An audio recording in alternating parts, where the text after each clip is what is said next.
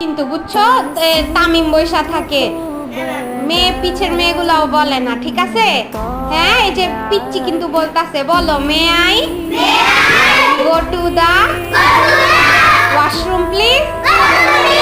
May I go to the washroom please. Muktamoni, আমার দিকে তাকাও। May I go to the washroom please. আমি কি পরিষ্কারক ব্যবহার করতে পারি? May I go to the washroom please. আমি কি পরিষ্কারক ব্যবহার করতে পারি?